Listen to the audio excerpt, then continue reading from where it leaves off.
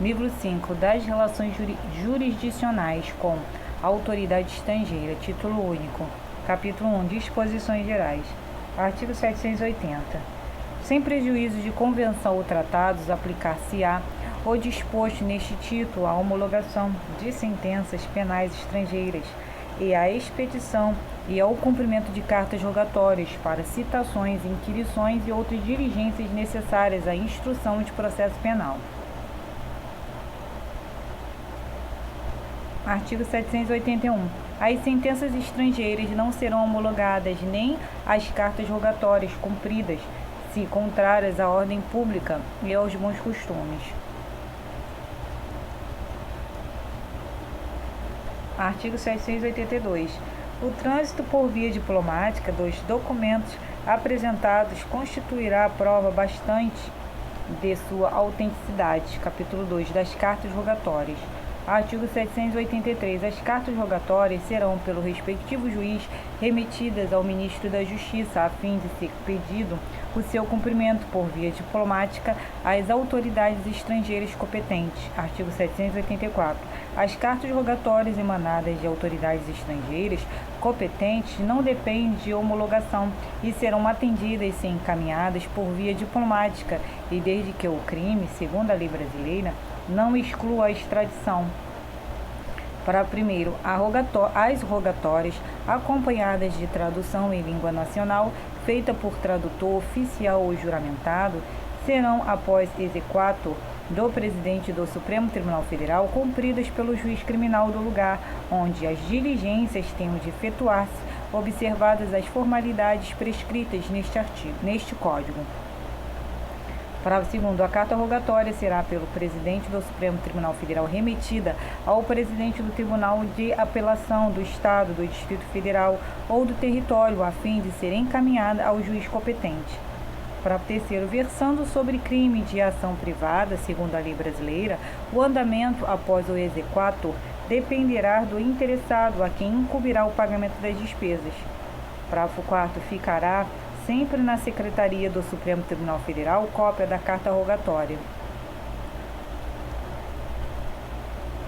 Artigo 785. Concluídas as diligências, a carta rogatória será devolvida ao presidente do Supremo Tribunal Federal por intermédio do presidente do Tribunal de Apelação, o qual, antes de devolvê-la, mandará completar qualquer diligência ou sanar qualquer nulidade. Artigo 786. O despacho que conceder a exequatur marcará para o cumprimento da diligência prazo razoável que poderá ser excedido, havendo justa causa, ficando esta consignada em ofício dirigido ao presidente do Supremo Tribunal Federal, juntamente com a carta rogatória. Capítulo 3 da homologação das sentenças estrangeiras. Artigo 787. As sentenças estrangeiras deverão ser previamente homologadas pelo Supremo Tribunal Federal para que produzam os efeitos do artigo 7 do Código Penal. Artigo 788. A sentença penal estrangeira será homologada quando a aplicação da lei brasileira produzir na espécie as mesmas consequências e concorrerem os seguintes requisitos. Inciso 1. Estar revestida das formalidades externas necessárias segundo a legislação do país de origem. Inciso 2. Haver sido proferida por juiz competente mediante citação regular segundo a mesma legislação. Inciso 3. Ter passado em julgado. Inciso 4. Estar devidamente autenticada por cônsul brasileiro. Inciso 5. Estar acompanhada de tradução feita por tradutor público. Artigo 789. O Procurador-Geral da República, sempre que tiver conhecido da existência de sentença penal estrangeira emanada de Estado que tenha com o Brasil tratado de extradição e que haja imposto medida de segurança pessoal ou pena acessória que deva ser cumprida no Brasil, pedirá ao Ministro da Justiça providências para a obtenção de elementos que o habilitem a requerer a homologação da sentença. Para a primeira homologação de sentença emanada de autoridade judiciária de Estado que não tiver tratado de extradição com o Brasil, dependerá de requisição do Ministro da Justiça. Parágrafo 2º. Distribuído o requerimento de homologação, o relator mandará citar o interessado para deduzir embargos dentro de 10 dias, se residir no Distrito Federal, de 30 dias, no caso contrário. Parágrafo 3º. Se nesse prazo o interessado não deduzir os embargos, ser-lhe-á pelo relator nomeado defensor, o qual, dentro de 10 dias, produzirá a defesa.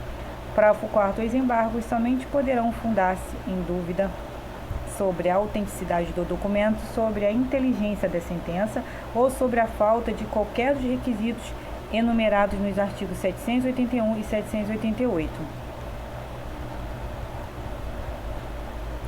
Parágrafo 5º. Contestados os embargos dentro de 10 dias pelo Procurador-Geral, irá o processo ao relator e ao revisor, observando-se no seu julgamento o regimento interno do Supremo Tribunal Federal. Parágrafo 6º. Homologada a sentença, a respectiva carta será o presidente do Tribunal de Apelação do Distrito Federal, do Estado ou do Território. Parágrafo 7º. Recebida a carta de sentença, o presidente do Tribunal de Apelação a remeterá ao juiz do lugar de residência do condenado para a aplicação da medida de segurança ou da pena acessória, observadas as disposições do título 2, capítulo 3 e título 5 do livro 4 deste Código. Artigo 790. O interessado na execução da sentença penal estrangeira para a reparação do dano, restituição e outros efeitos civis, poderá requerer ao Supremo Tribunal Federal a sua homologação, observando o que a respeito prescreve o Código de Processo Civil. Livro 6. Disposições gerais.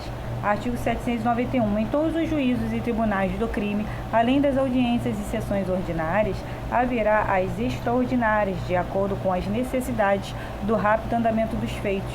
Artigo 792. As audiências, sessões e os atos processuais serão, em regra, públicos e se realizarão nas sedes dos juízos e tribunais, com assistência dos escrivães, do secretário do oficial de justiça, que servir de porteiro em dia e hora certos ou previamente designados.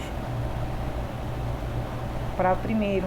Se da publicidade da audiência, da sessão ou do ato processual puder resultar escândalo, inconveniente, grave ou perigo de perturbação da ordem, o juiz ou o tribunal, câmara ou turma poderá, de ofício ou a requerimento da parte ou do Ministério Público, determinar que o ato seja realizado a portas fechadas, limitando o número de pessoas que possam estar presentes.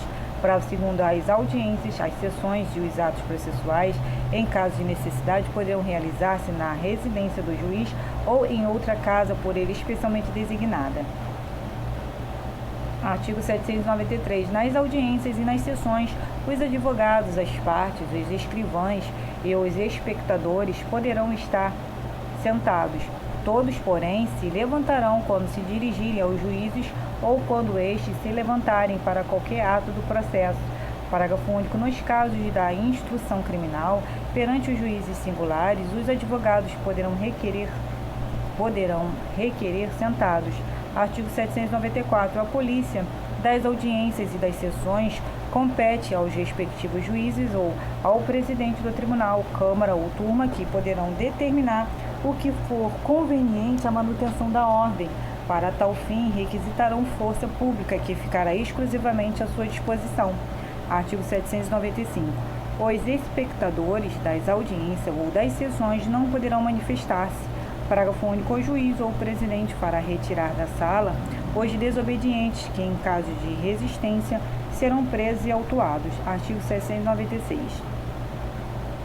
Os atos de instrução ou julgamento prosseguirão com a assistência do defensor se o réu se portar inconvenientemente.